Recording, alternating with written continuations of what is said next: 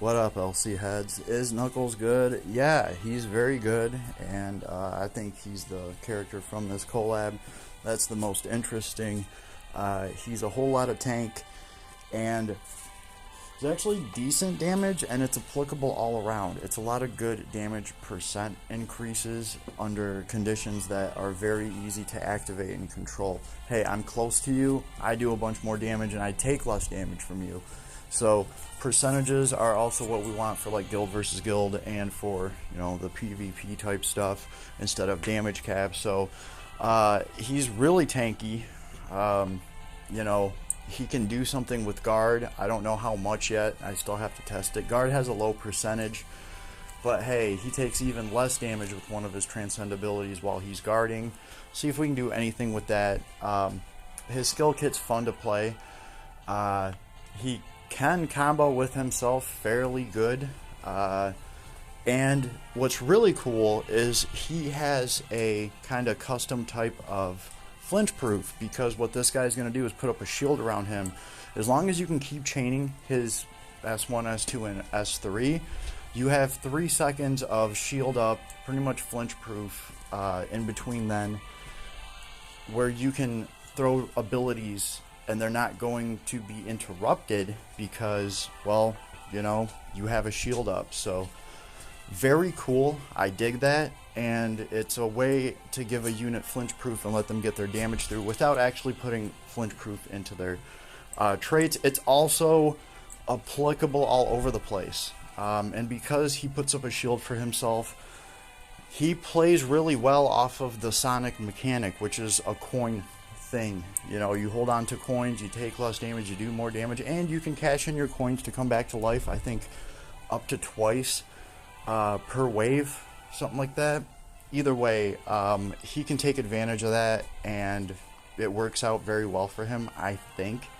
So not the highest hit count, but the damage does get through. He does have fire lock to overcome. He's locked into fire attribute. You know, there are ways around that. It ain't really no thing. So here is mine. Here's what I have on him: the glove, the shoes. I gave him Davin's shirt, so that's interesting. And I gave him the alt defensor because, hey, you know, chance to auto guard and some more defense on the boss wave. Why not? Just to run around and have fun with. Mine's not done getting built at all. You know, we have 120 abilities unlocked, and he's hardly woke, hardly enhanced, but I think you can go in here in Heart of the Temple and just still shred this. I don't have anything equipped to reduce fire resistance. It's not going to matter because he does have good damage percentage. So even this ogre is going to get smashed by us, and we're only doing 20% damage. We're also going to be able to stand right in front of the ogre and take a bunch of nukes, and it ain't gonna matter. So right here, look, we're getting flinched, we're getting thrown around, right? That's not gonna happen as soon as we can throw our S1. So S1 is easy to get off, and as soon as it does, you have 3 seconds of having a shield up. Doesn't sound like much, right? But within that 3 seconds, I can activate my S3, and as soon as I do that, that 3 second counter is reset, and I have a shield for another 3 seconds, and then, oh look, I'll get an S2 by then, and I can throw that. The point is, it's letting you get damage through without getting knocked around and annihilated like I'm standing here trying to throw my basic attack, right? So let's do that. I'll try to throw the S1. Here's the S1. Got it through. There's the S3. He's having no problem getting actual damage through. Another S1. There's the S2. I should note, I think I already did note that they're taking less damage because I'm fire attribute. So he is still shredding through this for how durable this hero is. I think he actually does great damage, right? Like, we're not getting hurt by anything. And here, just for people that aren't familiar, he's got 80% resistance to fire. He's already at half health. The birds have 50%, and they're just getting smashed. There's an S1. And of course, we have a shield on us, and we have the ring buff. So pretty cool. Mine's already at 6k strength, nothing too crazy, but he's got 35-43 defense, 16-11 mind, and Knuckles has decent hit points, right? So I think that's very cool.